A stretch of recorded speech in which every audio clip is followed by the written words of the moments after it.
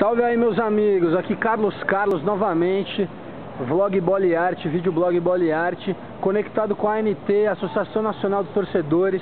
Hoje mais uma reunião aqui no Largo Santa Cecília, várias ideias rolando, várias práticas rolando, e estamos bem perto do Dia Nacional da Luta contra a Elitização no Futebol. E eu estou aqui com o Marcos Alvito, que é o cara que fundou a ANT lá no Rio de Janeiro, e agora a ANT já está espalhada por vários lugares. Diz aí, Marcos, essa parada de... Pô, acabou que a ANT, a ant em inglês é formiga, e são as formiguinhas, né? Como é que tá esse lance? Tipo, você acha que tá espalhando legal a ideia? O formigueiro tá pegando fogo.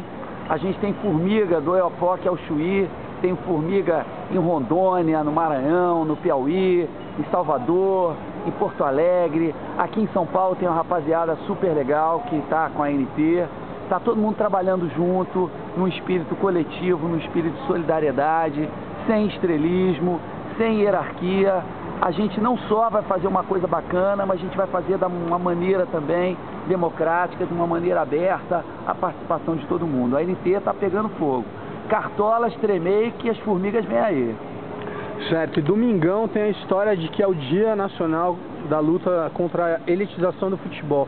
Como é que vai ser isso? Como é que é a ideia de estratégia? Eu sei, né? Eu tô perguntando para você falar pro pessoal que tá assistindo aí. Como é que vai ser isso? Olha, domingo a gente vai ter um carnaval de cidadania, né? Do torcedor cidadão.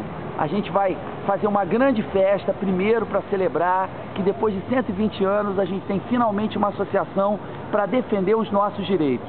E só que nós não vamos eleger nenhum representante. Nós mesmos vamos defender os nossos direitos, já que até agora ninguém defendeu. A gente tem um Estatuto do Torcedor, que na verdade é um Código Penal do Torcedor, que não dá direito nenhum a gente, né? A não ser de ser punido. A gente tem empresas que dizem que vão dar direito ao torcedor, mas na verdade estão querendo tratar a gente como consumidor.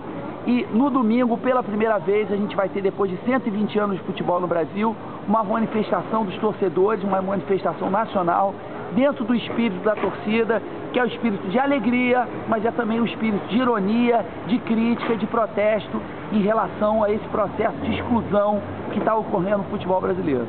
E uma mobilização desse tipo, um movimento desse tipo, é uma coisa que fazia muito tempo que já precisava ter no Brasil, né? Até o Bola e Arte, que nem eu te falei, futebol, arte e transformação social, sempre pensou num futebol mais social, num futebol mais ligado ao povo, e não surgia. E acabou surgindo aí por uma ideia sua. Como que foi essa ideia? E não só a ideia, como foi você criar coragem para de fato transformar isso em realidade? Bom, Carlos, acontece o seguinte, né?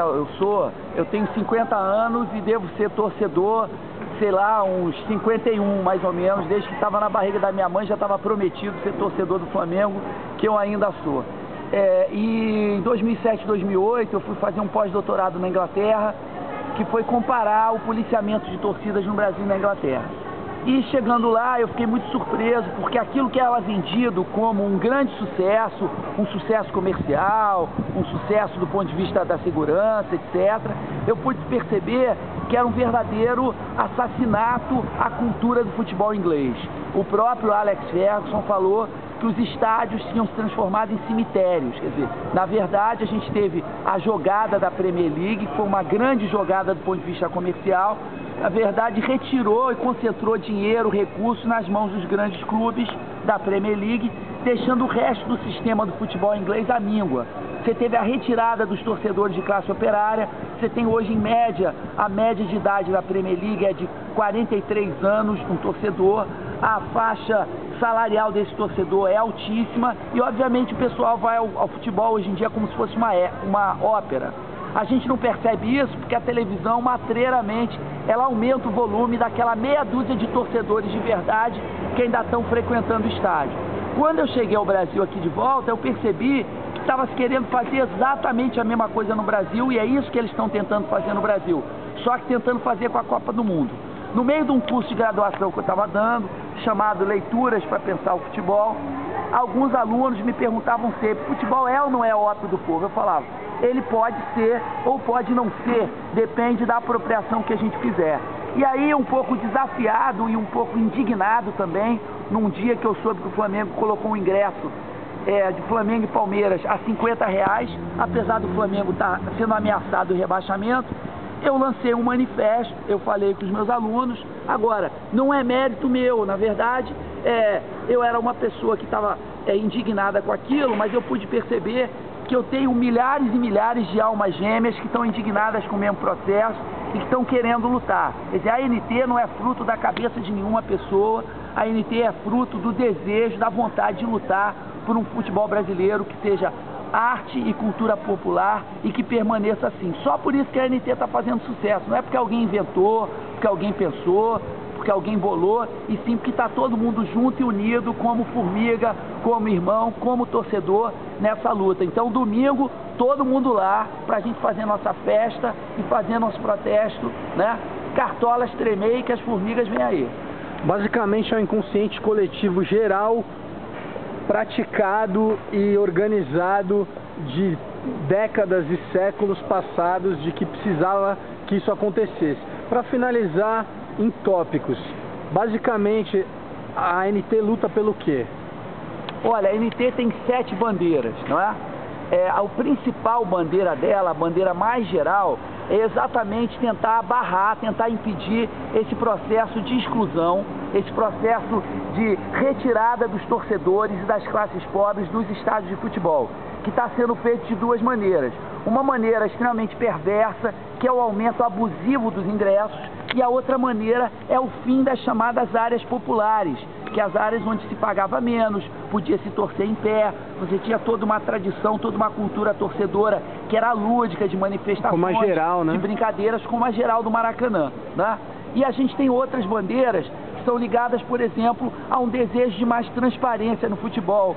O futebol movimenta hoje no mundo bilhões de dólares, o futebol movimenta centenas de milhões de reais aqui no Brasil. Só a Copa do Mundo vai ser um negócio de 17 bilhões de reais, que é mais do que o Bolsa Família. O Bolsa Família, que alimenta mais de 30 milhões de pessoas no Brasil, custa 13 bilhões e meio de reais.